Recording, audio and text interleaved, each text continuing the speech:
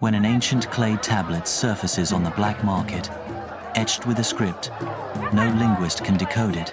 Maya Torres is drawn back into the jungle that claimed her father's life 20 years ago. His final journal spoke of Elara, a lost civilization said to have vanished beneath the rainforest centuries ago. But she's not the only one after it. A private collector, Victor Dane, funds a rival expedition. As Maya's team pushes deeper into uncharted territory, they encounter strange carvings, ritual markings, and whispers carried on the wind, echoes of a people who may not be as lost as history believes. A storm churns above the canopy, lightning veins across the black sky, splitting the jungle into flashes of silver and shadow. Rain thrashes the leaves, relentless, deafening, alive. Through the storm, a canoe glides silently down a swollen river. Its lantern flickers. Maya soaked, determined, eyes fixed on a hand-drawn map, half dissolved by rain. Her guide, Raul, paddles wordlessly. Every few strokes, he glances toward the trees, as if something unseen watches from the dark. Maya says, "This is where he turned back." Raul mutters a prayer under his breath. Raul replies, "No one comes this far. The forest doesn't forgive curiosity." Maya gives a faint smile. The canoe scrapes the riverbank. The lantern catches a glint, a stone obelisk, swallowed by vines. Maya brushes the vines aside, her hand trembling as she reads a faint inscription, one word in her father's handwriting, Elara. Lightning flashes again. In that brief glare, we see bones scattered near the roots. Explorer's gear rusted to dust. Raul steps back. He remembers your father found it, and it killed him. Maya kneels, placing her palm on the stone. No, he didn't die for gold. He died for truth. Thunder rolls, but beneath it, something else stirs. A low hum like a voice rising from the earth itself. Raul shouts, "You shouldn't have touched it." The light surges, then fades. The jungle returns to sound. Maya stands, breathless. Maya whispers. Some truths weren't never meant to be found. The rain had not stopped in 3 days.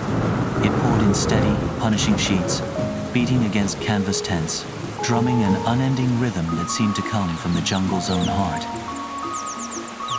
Maya stood at the edge of the clearing, her clothes plastered to her skin, her eyes tracing the outline of a round rock, something half buried in the soil. It's a massive stone disc, slick with moss. Strange symbols curled along its surface, like veins of light trapped in stone. Behind her, generators hummed and drones buzzed overhead, their lights slicing through the mist. A dozen expedition members moved about the site, logging, measuring, documenting. But Maya barely heard them. She was staring at the carvings, her breath fogging in the humid air. This was it. The same pattern her father had drawn in his final journal. Elara, the city that whispers. He said it sang to him, that the earth spoke in tones the mind couldn't hear until it was too late. Dr. Torres. She turned. Her assistant, Samir, was trudging through the mud, tablet in hand. Whatever's down there, it's big and metallic. Maya nodded, her pulse quickening. Then we start the core sampling. Samir hesitated. "You're sure we should?" "There's..."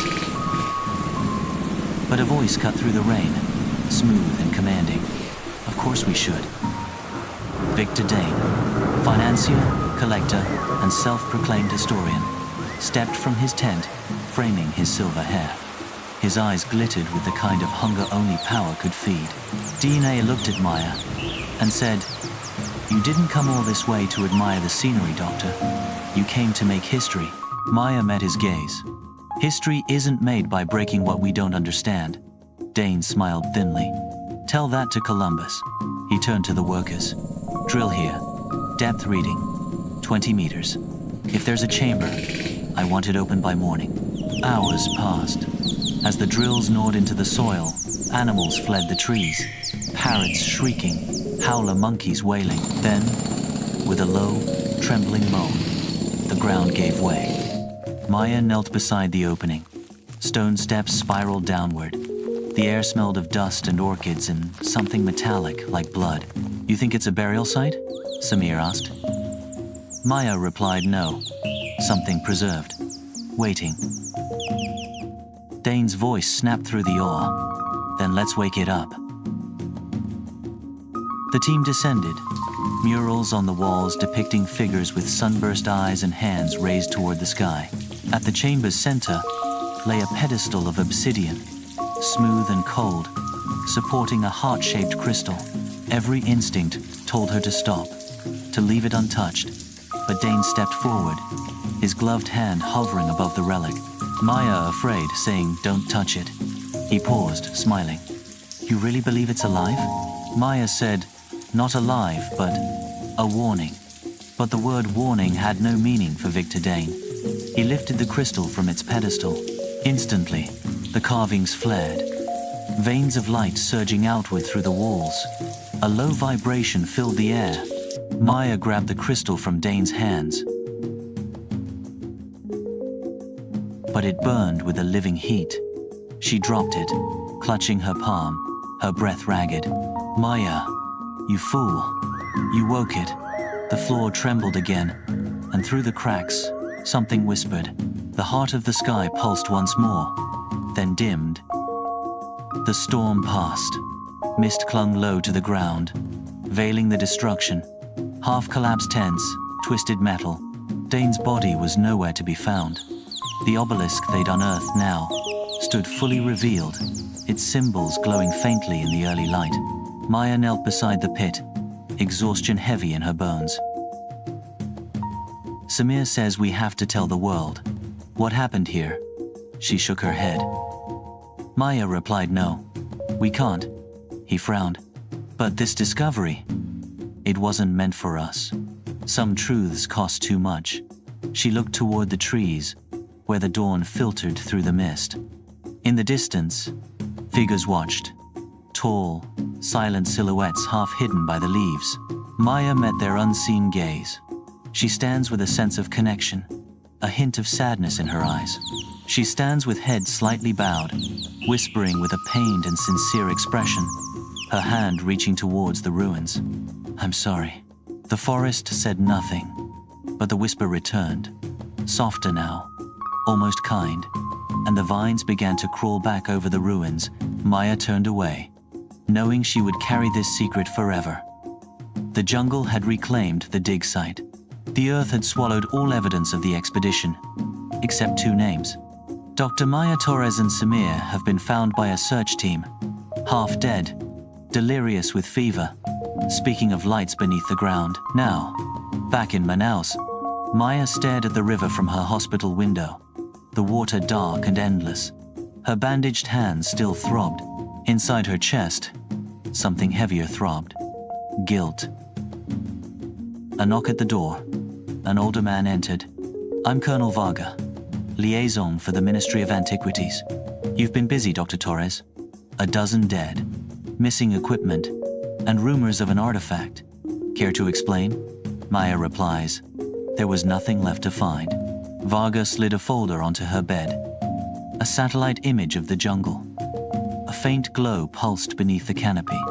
Later that night, Maya found Samir waiting outside the hospital, clutching his pack.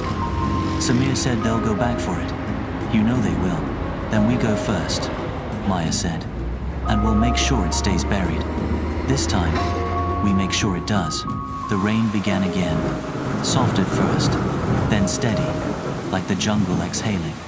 They vanished into the storm. The jungle had whispered once. Now it was calling them back. The forest was different, quieter, the air thicker. Birds no longer sang. Only the wind moved, carrying faint whispers that weren't wind at all. GPS flickered. The jungle distorted everything. Direction, time, reason. They found remnants of the first camp, but something was wrong. The bodies had aged decades. Samir says, "This isn't possible. The tribe, the artifact, whatever it is, it bends the rules. It protects itself." As night fell, they made camp. Maya dreamt of her father, standing in the ruins whispering, She woke to find figures around their fire, motionless, watching, skin painted with ash. You stepped forward, a Lara woman, ageless. Her voice low but resonant, comes to you. You opened the heart. Now you must close it. Maya lowered her gaze and said, I didn't mean to. Balance is not, she said, holding Maya's hand. Maya gasped. I see visions from the past, a city alive with song and light, the heart pulsing at its center. Then greed, invaders, desecration.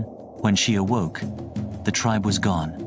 Only their footprints remained, leading toward a ridge of black stone. They reached the ridge at dawn.